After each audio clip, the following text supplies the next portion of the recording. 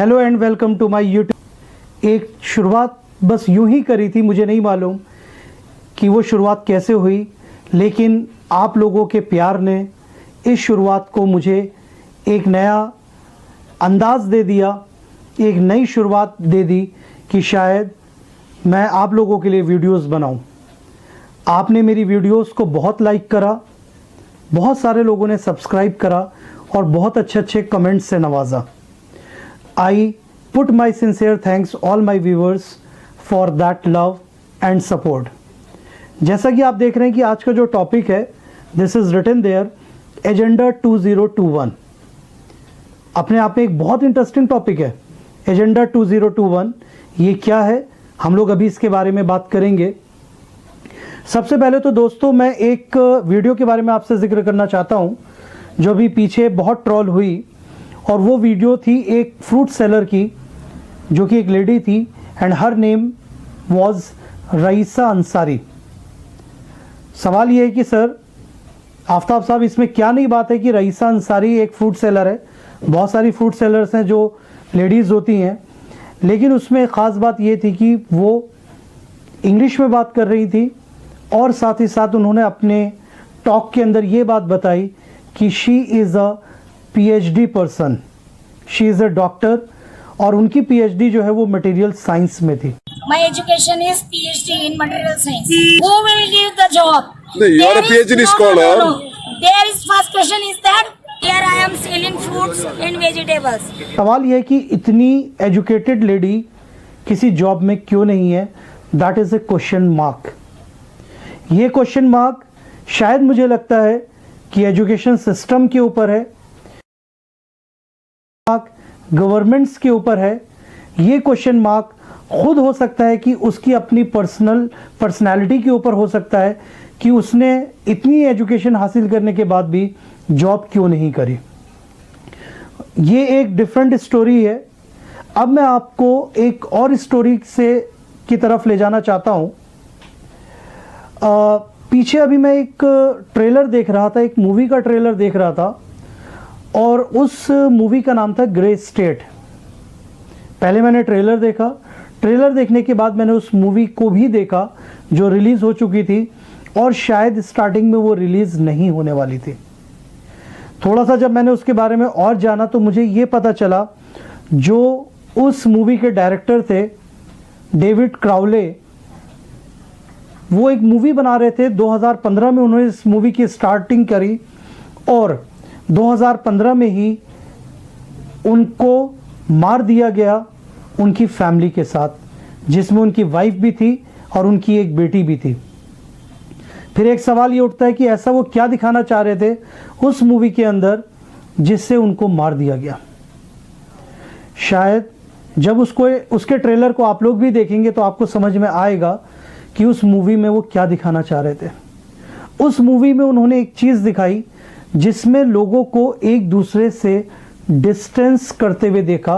उन्होंने ये बात बताई कि एक ऐसा वक्त आएगा जब लोग एक दूसरे से दूर रहेंगे। इसका मतलब शायद वो सोशल डिस्टेंसिंग की बात कर रहे थे। उन्होंने अपनी उस मूवी में एक बात ये दिखाई कि लोग अपने आप को घरों के अंदर कैद कर लेंगे। लोग जो हैं घरों में कैद ही नहीं करेंगे बल्कि अपने मुंह पे मास्क लगाएंगे, अपने मुंह को ढकेंगे। शायद अब वो लॉकडाउन की बात कर रहे थे। अगर उनकी उस मूवी को मैं बार बार कनेक्ट करता हूँ आज के सिनेरियो से जो आज पूरी दुनिया में हो रहा है, तो मुझे ऐसा लगता है कि शायद 2020 की जो हैपनिंग्स हैं उन्हें 2015 में उसका अंदेशा हो गया था। 2017 में बिल गेट्स ने भी एक बात बोली थी कि बहुत जल्दी कोई पैंडेमिक आने वाला है। अब सवाल ये है कि इन लोगों को ये बात कैसे पता चली कि कोई मुसीबत आने वाली है या कोई पैंडेमिक आने वाला है। दोस्तों, उसी एजेंडा के बारे में आज मैं आप लोगों के सामने हूँ। उस एजेंडा का नाम है 2021। एजेंडा 21 के नाम से भी हम इसको जानते हैं। ये एजेंडा यूनाइटेड नेशन ने स्टार्ट करा था और अपनी ब्राज़ील की एक मीटिंग में 1992 में जब उन्होंने रियो डी जेनेरो में अपनी एक मीटिंग करी तो उन्होंने क्लाइमेटिक चेंजेस के ऊपर एक कंसर्न शो करा। बहुत सारी कंट्रीज़ जो यूएन का पार्ट हैं उन्होंने उसमें हिस्सा लिया और ये बात बताई गई कि क्लाइमेटिक चेंजेस की वजह से पूरे वर्ल्ड की पॉपुलेशन जो है वो ख़त्म हो सकती है या पूरा वर्ल्ड जो है वो ख़तरे में है। तो अब सवाल ये है कि उस एजेंडा का आज के दौर से क्या मतलब है। अब मैं आपसे एक और नई स्टोरी शेयर कर रहा हूँ। यूएन की स्टोरी हो गई, डेविड क्राउले की स्टोरी हो गई और आज की जो सिचुएशन है उसकी स्टोरी हो गई। 1980 में एक ऑर्गेनाइजेशन बनी। उस ऑर्गेनाइजेशन ने एक बात बोली थी कि पूरे वर्ल्ड को एक गवर्नमेंट चलाएगी, पूरे वर्ल्ड को एक पावर चलाएगी और उन्होंने उसको बोला कि ये हमारा न्यू वर्ल्ड ऑर्डर होगा। न्यू वर्ल्ड ऑर्डर का मतलब ये हुआ एक ऐसा वर्ल्ड बनेगा जिसमें सिर्फ एक पावर मानी जाएगी, एक ऑर्डर चलेगा। और शायद वो ये चाहते थे कि वो ऑर्गेनाइजेशन ये चाहती थी कि पूरी दुनिया में सिर्फ एक पावर चले और वो पावर किसकी हो, उन कंट्रीज़ की हो जो स्ट्रांग हैं, उन कंट्रीज़ की हो जो कमज़ोर कंट्रीज़ के ऊपर जो है अपना दबदबा बना सके। उस वर्ल्ड ऑर्डर के हिसाब से या उस ऑर्गेनाइजेशन ने एक बात ये बोली, जिस ऑर्गेनाइजेशन के अंदर उस टाइम पे जब शायद उन्होंने स्टार्ट करी थी 170-180 लोगों ने पार्टिसिपेट करा और उस ऑर्गेनाइजेशन में ये बात बताई गई कि हमें इस पूरे वर्ल्ड को कंट्रोल करना है 3 चीज़ों से और उन्होंने उसका नाम दिया MMP। MMP अगर कंट्रोल हो गया तो पूरे वर्ल्ड के ऊपर कंट्रोल हो जाएगा दोस्तों। अब सवाल यह है कि MMP क्या चीज़ है। MMP stands for mind control, money control and population control. Mind control की जैसे ही हम बात करते हैं तो हमारे दिमाग में एक बात आती है कि शायद ये जो उन्होंने एजेंडा चलाया उस एजेंडे के हिसाब से हम लोगों के माइंड आज की डेट में कंट्रोल्ड है। माइंड को कंट्रोल करने के लिए उन्होंने कहा कि जिस चीज़ की मदद ली जाएगी वो चीज़ है हमारी मीडिया। मीडिया आज की डेट में वाकई हम लोगों के माइंड को कंट्रोल करे हुए है। मीडिया हमें वो दिखाती है जिस चीज़ को उसे दिखाना होता है। मीडिया हमें वो चीज़ कभी नहीं दिखाती जो चीज़ हम देखना चाहते हैं। क्या मीडिया की किसी डिबेट को आपने वीमेन एम्पावरमेंट करते हुए देखा है कि वो वीमेन एम्पावरमेंट की बात कर रही है, पॉवर्टी की बात कर रही है, वाटर रिसोर्सेज की बात कर रही है, एयर पॉल्यूशन की बात कर रही है? शायद ये सारे मुद्दे मीडिया के लिए कमज़ोर मुद्दे हैं। मीडिया उन मुद्दों को दिखा रही है जिन मुद्दों से गवर्नमेंट स्ट्रांग होती है। मीडिया उन मुद्दों को दिखा रही है जो शायद दूसरे लोगों के लिए फ़ायदेमंद नहीं है लेकिन मीडिया पर्सन्स के लिए फ़ायदेमंद है। तो हमारे माइंड को कंट्रोल किया जा रहा है। सुबह से लेकर शाम तक अगर आप कोई न्यूज़ देखते हैं और वो न्यूज़ चाहे काम की भी ना हो, वो न्यूज़ पूरे दिन चलती रहती है दोस्तों। इससे हमारे माइंड को कंट्रोल करा जा रहा है और वाकई हम लोग गिरफ्त में आ गए। हमारे माइंड को इस तरह से बनाया गया है, इस तरह से उसकी फॉर्मेटिंग हो रही है, जैसा वो लोग चाहते हैं हम लोग वैसा कर रहे हैं। दूसरा कंट्रोल उन्होंने बताया मनी कंट्रोल। शायद लोग डीमोनेटाइजेशन को भी नहीं भूले, शायद ये सारे मुद्दे मीडिया के लिए कमज़ोर मुद्दे हैं। वो लंबी लंबी लाइनें नहीं भूले जिन लाइनों में लोगों ने अपने दम तोड़ दिए। 2000 रुपये वो किसी गैर के नहीं थे, वो 2000 उन्हीं लोगों के थे जो लोग लाइनों में लगे थे।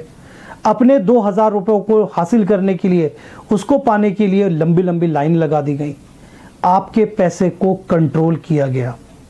और आज की डेट में डिजिटल मनी की हम बात करते हैं, डिजिटली आपके मनी को कंट्रोल किया जा रहा है। हर चीज़ जो है वो प्लास्टिक मनी में हो गई है कन्वर्ट। पहले आपने सुना होगा कभी अशरफियाँ चला करती थी, सोने के सिक्के चला करते थे जो वर्थ होते थे, लेकिन आज की डेट में आपका सारा पैसा जो है वो प्लास्टिक के अंदर आ गया, आपके कार्ड्स में आ गया है। चाहे वो आपका क्रेडिट कार्ड हो, चाहे आपका वो डेबिट कार्ड हो, आपकी सारी मनी जो है वो कार्ड में आ गई है और आपका पैसा आपका नहीं है। उसकी भी एक लिमिट है। अगर आपको पैसा चाहिए तो उस पैसे के लिए आपकी एक लिमिट है कि आप एटीएम से सिर्फ 20,000 विड्रॉ कर सकते हैं। अपने ही पैसे के लिए आपको अगर आपका अकाउंट के अंदर आपका पैसा ख़त्म हो जाता है, उसके लिए आपको अमाउंट पे करना पड़ता है, इंटरेस्ट पे करना पड़ता है। एक मिनिमम अमाउंट आपको बैंक के अंदर रखना ही रखना है। तो इसका मतलब यह है कि आपके पैसे को कहीं ना कहीं कंट्रोल करा जा रहा है।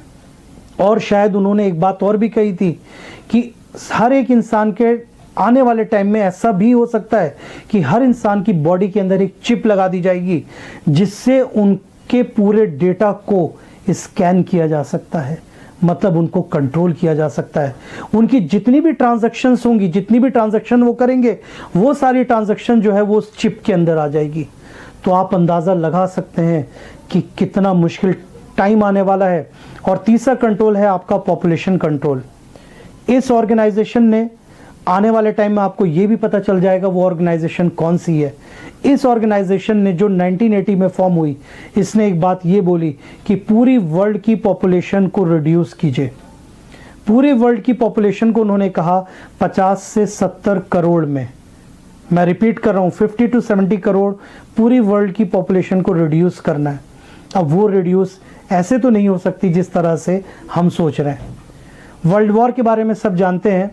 अगर तीसरी वर्ल्ड वॉर हुई, that will not be fought with the help of arms. वो हथियारों से नहीं लड़ी जाएगी, वो वायरस से लड़ी जाएगी। That will be called as the virus war. और शायद दोस्तों वो वॉर हो रही है, पूरी दुनिया में वो वॉर हो रही है, जिसे हम कोरोना वॉर या कोरोना वायरस वॉर का नाम भी दे सकते हैं। मेरा सवाल आप लोगों से है दोस्तों, क्या आपने इससे पहले कभी कोरोना वायरस के बारे में सुना था? क्या किसी ने एबोला वायरस के बारे में सुना था? क्या किसी ने स्पेनिश फ्लू के बारे में सुना था? ये सारे वो वायरसेस हैं जिनको आज की डेट में हम लोग देख भी रहे हैं और समझ भी रहे हैं कि पूरी दुनिया के ऊपर किस तरह से इन्होंने एक इम्पैक्ट डाला है। अनडाउटेडली ये वायरस जो है वो नेचुरल वायरस नहीं है, this is man made virus. किसने बनाया? बहुत बातें होती हैं, बहुत वीडियोस आती हैं, लेकिन दोस्तों सवाल मेरा ये है, जिस कंट्री ने भी इसको बनाया, जिसने भी इसका इस्तेमाल करा, क्या यूएन ने उसके खिलाफ कोई एक्शन लिया? क्या पावरफुल कंट्रीज़ ने उस कंट्री के लिए कोई एक्शन लिया? शायद नहीं। तो हम समझ सकते हैं कि एजेंडा 21 को सक्सेसफुल करने के लिए बहुत सारी बड़ी बड़ी कंट्रीज़ भी इससे मिली हुई हैं। और दोस्तों अगर ऐसा हुआ तो वो दिन दूर नहीं है जब हम लोग मनी वाइज, माइंड वाइज और पॉपुलेशन वाइज सब कंट्रोल्ड हो जाएंगे। 2012 मूवी शायद आप लोगों को अभी याद होगी। 2012 एक मूवी दिखाई गई थी जिसमें यह बताया गया था कि पूरी दुनिया ख़त्म हो जाएगी। और उसमें एक बात और दिखाई गई थी, बड़े बड़े शिप्स बनाए गए थे और उन शिप्स में सिर्फ और सिर्फ अमीरों को एंट्री दी जा रही थी। इसका मतलब यह है कौन मर रहा है? सिर्फ गरीब मर रहा है दोस्तों। तो ये एजेंडा 21 कहीं आने वाला वो ख़तरा तो नहीं जिसे हम लोग नहीं समझ पा रहे। मेरी आप सभी से रिक्वेस्ट है कि आप एजेंडा 21 को समझिए, और लेकिन साथ ही साथ मेरी उस वीडियो को भी समझिए जो मैंने पिछली बार बनाई थी, और उस वीडियो का कनेक्शन इस वीडियो से था जो मैं आज बना रहा हूँ, जिसमें ये बात बताई गई थी, हेल्प ईच अदर। दोस्तों ये वो वक्त है जब हमें एक दूसरे की मदद करनी है, एक दूसरे के लिए मदद का हाथ देना है, एक दूसरे के लिए हमें काम आना है, और साथ ही साथ हमें अपनी हेल्थ के ऊपर काम करना है, अपनी इम्यूनिटी के ऊपर काम करना है। हमें लड़ाई नहीं करनी है, ना धर्म के नाम पर और ना ही किसी और मुद्दे पे हमें लड़ाई नहीं करनी है। अगर हमें लड़ाई करनी है तो हम अपने मुद्दे खुद डिसाइड करें कि हमारी लड़ाई के मुद्दे क्या होने चाहिए। हमारी लड़ाई का मुद्दा अनएम्प्लॉयमेंट होना चाहिए, हमारी लड़ाई का मुद्दा पॉवर्टी होना चाहिए, हमारी लड़ाई का मुद्दा वीमेन एम्पावरमेंट होना चाहिए, हमारी लड़ाई का मुद्दा फीटिसाइड होना चाहिए। हमारी लड़ाई के मुद्दे बहुत सारे हो सकते हैं दोस्तों। ये वो वक्त है जब हम लोग आएँ और एक दूसरे से यूनाइटेड हों, और ये वो वक्त भी है जब आप जितनी भी पावर्स हैं उनकी उन सारे एजेंडास को समझें। आप लोग ट्रोल करते हैं तो मेहरबानी करके अच्छी चीज़ों को भी ट्रोल कीजिए, जिससे आपकी नॉलेज के अंदर इजाफा हो, उसके अंदर इंक्रीमेंट हो। तो दोस्तों अपनी इस बात को मैं यहीं फुल स्टॉप करते हुए बहुत बहुत शुक्रिया अदा करना चाहता हूँ। अगर आपको मेरी वीडियोस अच्छी लगती हों तो उन्हें लाइक, कमेंट और सब्सक्राइब करना मत भूलिए। आपका दोस्त आफ्ताब इसी तरह से वीडियोस बनाता रहेगा, आपको अवेयर करता रहेगा और आपके प्यार का मुस्तहक है। Thank you very much.